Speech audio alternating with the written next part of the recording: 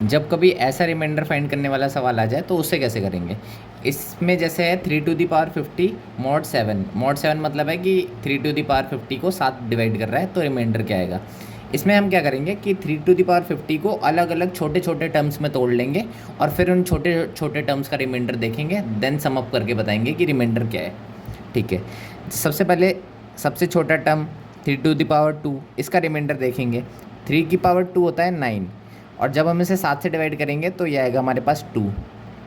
ठीक है, अब हम देखेंगे 3 टू द पावर 4 का क्या होगा। 3 की पावर 4 का मतलब है कि 3 की पावर 2 का एक और बार स्क्वायर, तो 3 की पावर 2 देन स्क्वायर।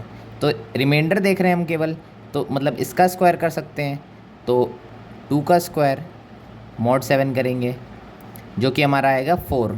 ठीक है, इसके बाद 3 की पावर 8 देखेंगे। 3 की पावर 8 को हम लिख सकते हैं 3 की पावर 4 का स्क्वायर।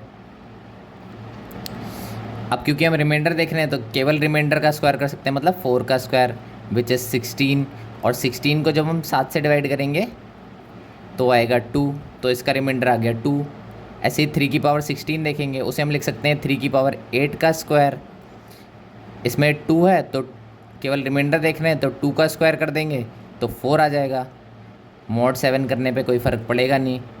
ऐसे ही जब हम 3 की पावर 32 देखेंगे, इसका मतलब 3 की पावर 16 का स्क्वायर।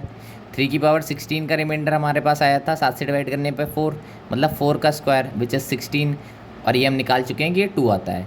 अब हम इसे छोटी छोटी चीज उसको सम अप करने की कोशिश करेंगे, क्योंकि हमने एक और बार करा तो ये 64 हो जाएगा, ये तो ऊपर चला जाएगा, इतने से हमारा काम बन जाएगा।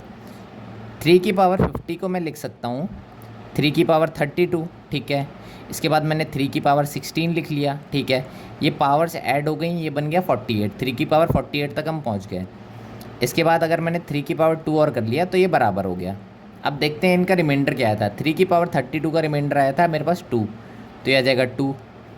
3 की पावर 16 का रिमाइंडर आया था 4, तो यहाँ से आ गया 4। और 3 की पावर 2 का रिमाइंडर आया था 2, तो यहाँ से आ गया 2।